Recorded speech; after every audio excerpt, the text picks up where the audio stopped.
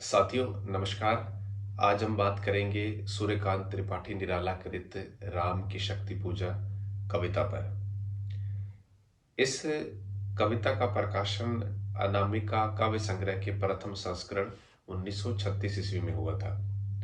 निराला की पुस्तक राग विराग की भूमिका में डॉक्टर रामविलास शर्मा ने निराला के बारे में लिखा था कि उर्दू के शायर अपने शेर गढ़ते हैं तो निराला कविता रचते हैं। उन्होंने निराला की 3 कविताओं तुलसीदास, सरोज स्मृति और राम की शक्ति पूजा को आपस में बंधी हुई 3 कड़ियां माना था। वो मानते थे कि इन तीनों कविताओं में संवाद की वक्तृत्व कला, पृष्ठभूमि के चित्रण में वर्णनात्मक सौंदर्य तथा पात्रों के आंतरिक बाह्य संघर्ष में नाटकीयता का समावेश मिलता है। एक जगह पर डॉक्टर रामविलास शर्मा ने माना कि राम की शक्ति पूजा में 2 कविताओं का सार तत्व है, तुलसीदास और सरोज स्मृति का।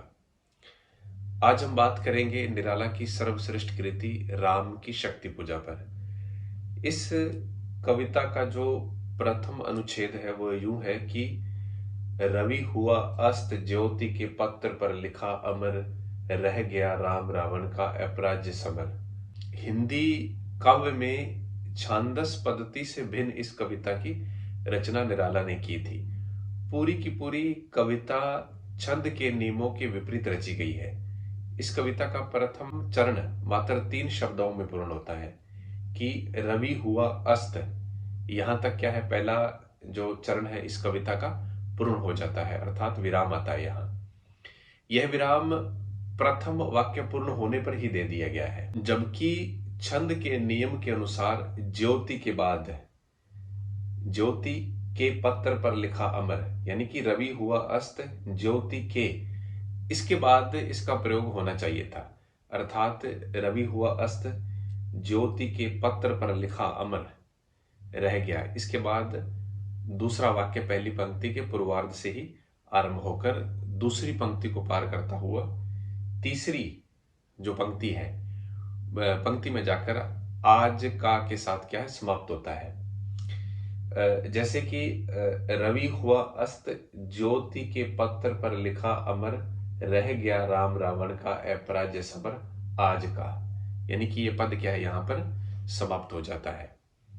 अगर हम इसकी व्याख्या करें तो व्याख्या यूं बनेगी कि आज का जो राम रावण का अपराज्य समर है वह ज्योति के पत्र में अमर लिखा रह गया है।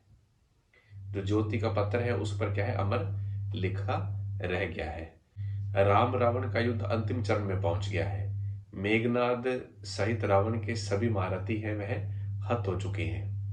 अब राम रावण का निर्णायक युद्ध यानी कि द्वंद्व युद्ध आरंभ हो गया है। आज इस द्वंद्व युद्ध का प्रथम दिन था, तो महाशक्ति के संरक्षण के कारण रावण का जो पक्ष है वह प्रबल रहा।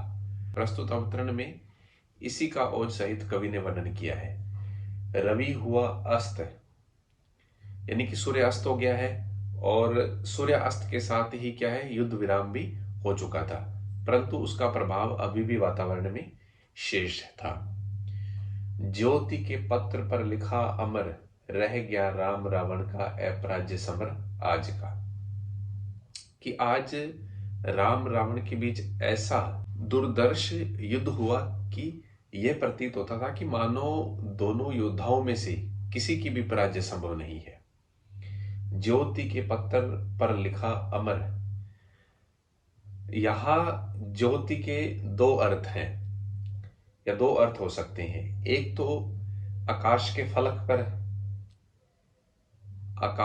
फलक पर और दूसरा है अस्तमान सूर्य के प्रकाश में, यानी कि इसके 2 अर्थ हो सकते हैं। आशय यह है कि युद्ध समाप्त होने पर भी उसका जो संपूर्ण दृश्य है वह आकाश के फलक पर अस्तमान सूर्य के प्रकाश में अभी भी अमिट अक्षरों में क्या है, अंकित था, अमर था।